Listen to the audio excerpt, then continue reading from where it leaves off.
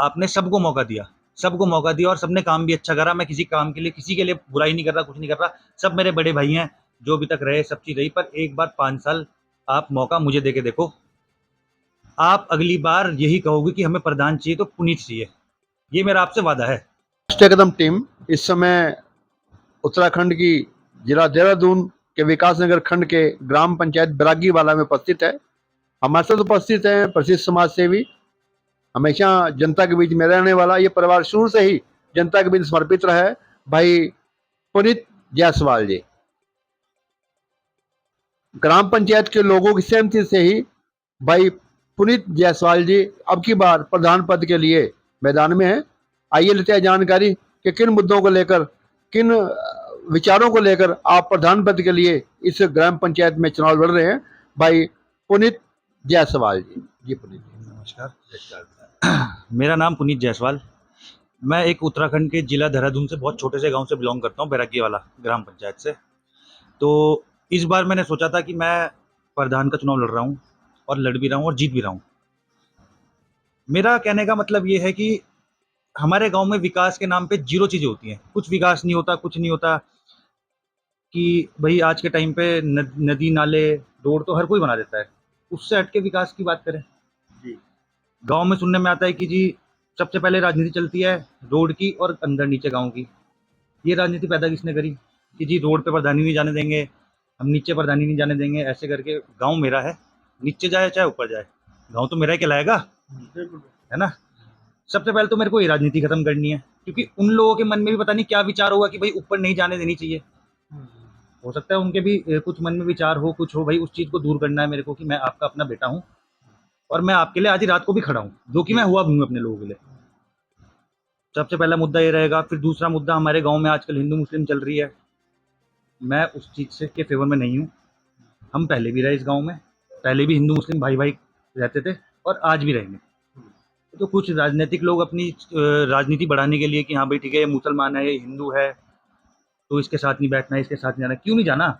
हमारे दादा परदादा, हमारे पिताजी सब उन्हीं के बीच में बैठते थे, बड़े भी हुए, हम भी बड़े हुए। दूसरी है राजनीति, खत्म करनी है हमें बिल्कुल ही। और जो तीसरा, आपका गांव में विकास के नाम पे कुछ भी नहीं है। स्वास्थ्य सुविधाएं भी नहीं है आपके यहाँ। मेडिकल सुविधाएं कुछ नहीं है।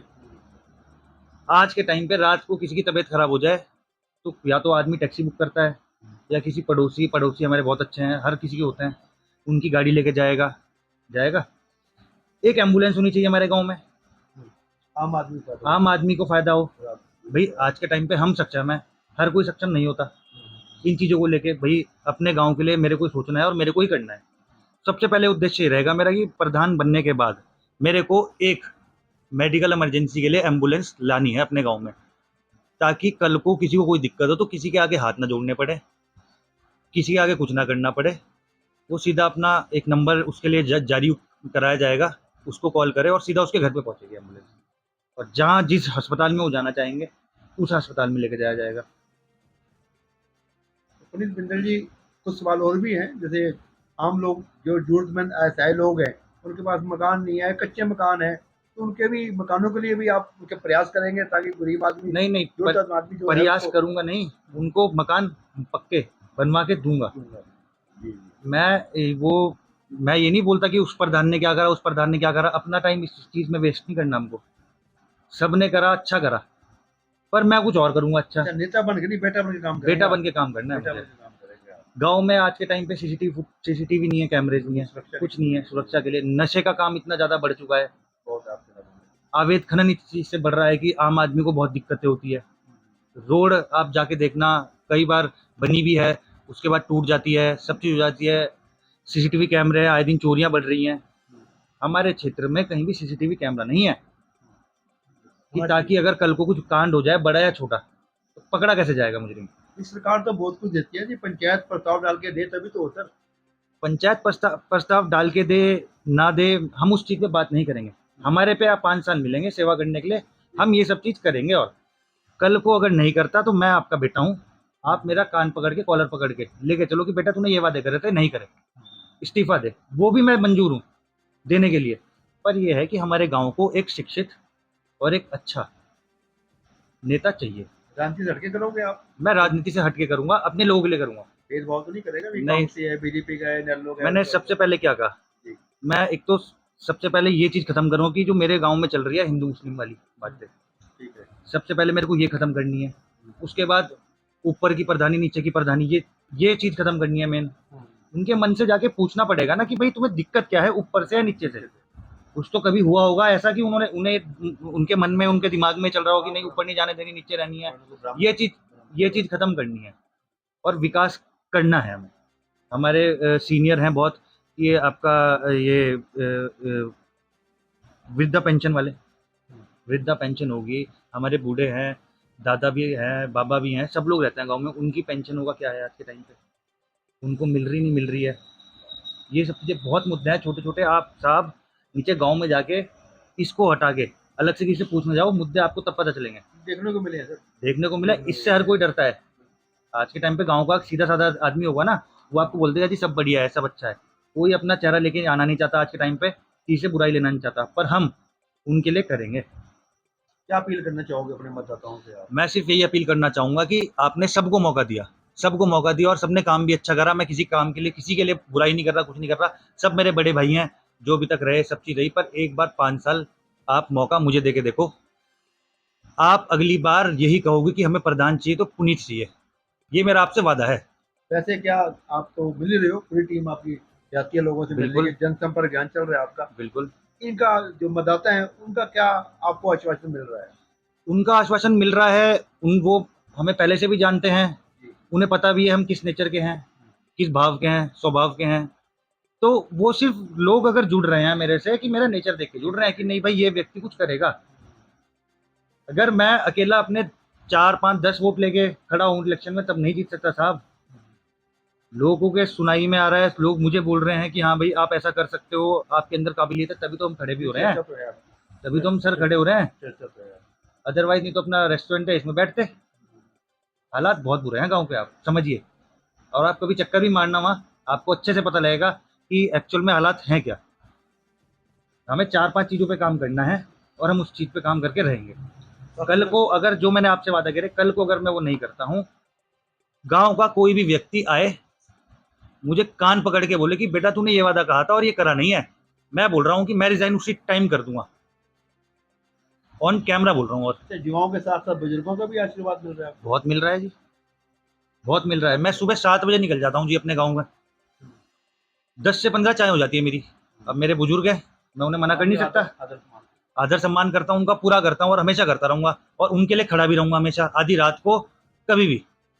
क्या अपील करेंगे लास्ट में मतदाताओं से आप? बस यही कहूँगा मैं कि आप मेरे लिए, मुझे एक बार मौका दो 5 साल के लिए सिर्फ। मैं कह रहा हूँ कि जिले का नंबर 1 ग्राम सभा, हमारी ग्राम पंचायत जो है हमारी बरगी वाला, जिले की नंबर 1 ना बना दी अगर हमने, तो आप जो मर्जी हो कर देना। हमारे गाँव की ये हालात हैं कि आज भी बरसात हो, बूंद हो, बेचारे बच्चे साइकिल पे बहुत दूर जाते हैं स्कूल पढ़ने के लिए। हमारे यहाँ स्कूल 8वीं या 10वीं तक है। मैं उस चीज़ को एक गाँव वालों को मैसेज देना चाहता हूँ कि अगर मैं आपका प्रधान, आप मुझे चुनते हो, तो ये मेरा आपसे वादा रहा, आने वाले 5 साल के अंदर, पहले ही स्टार्टिंग के 1 साल के अंदर ही आपको 12वीं तक का स्कूल मेरी ग्राम पंचायत में मिलेगा शिक्षा के लिए। क्योंकि आज के टाइम पे अगर हम अपने लोगों को बढ़ावा नहीं देंगे, पढ़ाई लिखाई के लिए नहीं देंगे, तो आगे बढ़ेगा कैसे गाँव मेरा?